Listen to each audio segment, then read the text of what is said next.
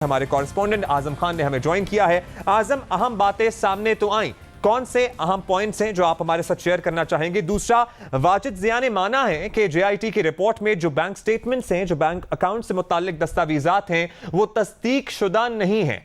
उनसे मुताल्लिक क्या गुफ्तगू हुई? जी अब्दुल्ला, जहाँ तक आज की समात का ताल्लुक है तो आज 19वां दिन था, यानी 19 रोज़ से वाजिद जिया के ऊपर वकील सफाई ख्वाजा हारिस जरा कर रहे हैं। अल अज़ीज़िया रेफरेंस में ये तवील तरीन जरा है। इससे पहले एवनफील्ड रेफरेंस में 10 दिन जरा हुई थी, 4 दिन मरियम नवाज़ और कैप्टन सफदर के वकील ने लिए थे। 4 रोज़ ये बयान रिकॉर्ड किया था वाजिद जिया ने और आज 19वां रोज़ हो गया है और ये जरा का सिलसिला अभी जारी है। जो सवालात वकील सफाई पूछ रहे हैं वो बड़े एहतियात के साथ और काफ़ी तैयारी के साथ आते हैं।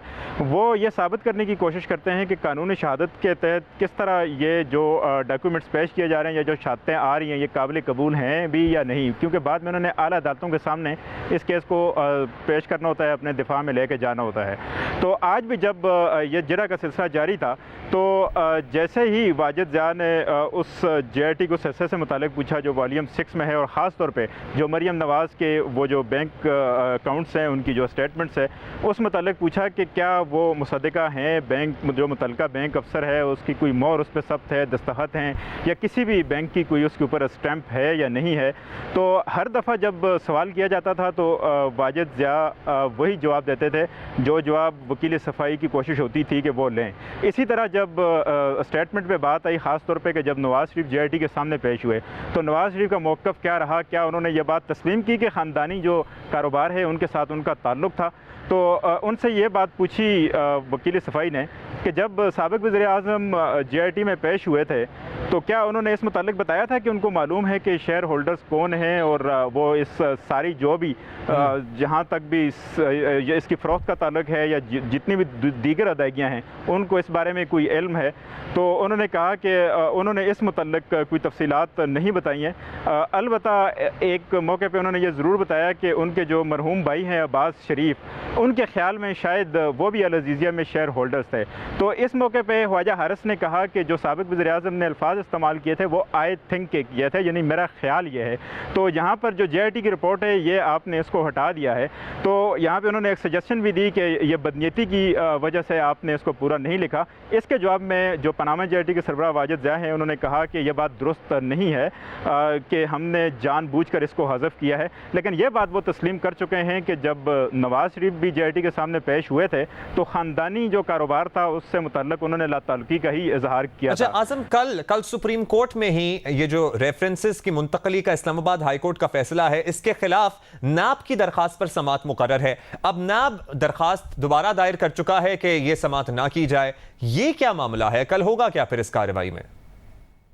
अब्दुल्ला, जहाँ तक बात है कि जो सुप्रीम कोर्ट में नैब ने अपनी अपील वापस लेने से मुतल्लिक दरख्वास्त दी है तो इस्लामाबाद हाई कोर्ट ने यह फैसला दिया था कि जज मोहम्मद बशीर अब दीगर 2 रेफरेंसेस को नहीं सुनेंगे। वो दरख्वास्त मंजूर कर ली थी, एक्सेप्ट कर ली थी जो वकील सफाई ने दी थी, और उनका यह ख्याल था कि चूँकि जज मोहम्मद बशीर एक दफ़ा अपना माइंड अप्लाई कर चुके हैं दीगर 2 रेफरेंसेस में, उनको अब फैसला नहीं देना चाहिए। अब उनसे यही तवक्को है कि वो इसी तरह का फैसला देंगे। तो अब चूँकि ये जो समात है इसको काफ़ी वक्त हो चुका है, मई से जो अल अज़ीज़िया रेफरेंस है ये चल रहा है और सितंबर भी ख़त्म होने को है और अक्टूबर में कहीं जाकर अगर यही रोज़ बरोज़ इसकी हर दिन के हिसाब से समात होती है तो ये ख़त्म हो सकता है। तो अब नैब ने यह रियलाइज़ किया कि अगर ये दरख्वास्त वो कंटेस्ट करेंगे तो मज़ीद वक्त लग सकता है, मज़ीद अल्तवा हो सकता है।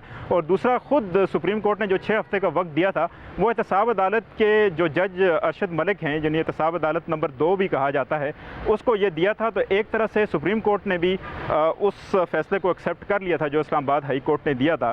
तो इस लिहाज से अब नैब के अंदर ये एक सोच आई कि अब जो चल रहा है ट्रायल इसको ना रोका जाए। ये वो मुकदमा है कि जिसमें नैब ने गलत बयानी भी की थी और बाद में माफ़ी भी मांगी थी और यह कहा था कि इस्लामाबाद हाई कोर्ट ने तहरीरी हुक्मनामा जारी नहीं किया। अगरचे नैब को 20,000 का जुर्माना भी हुआ, लेकिन वो इस्लामाबाद हाई कोर्ट की जो प्रोसीडिंग्स थी उसको चैलेंज करने पे हुआ और यह कहा गया था कि वक्त यानी गैर संजीदा पटिशन और वक्त ज़ाया किया जा रहा हो। तो नैब का यह ख्याल था कि शायद एक दफ़ा फिर कहीं सुप्रीम कोर्ट गुस्से में ना जाए और अब लग यही रहा है, इम्कान यही है कि ये ट्रायल चलता रहेगा, कुछ मज़ीद वक्त सुप्रीम कोर्ट दे देगी एहतसाब अदालत को कि ये ट्रायल मुकम्मल हो सके। इसके बाद फिर तीसरा जो रेफरेंस होगा उसका ट्रायल शुरू हो सकेगा। बहुत शुक्रिया।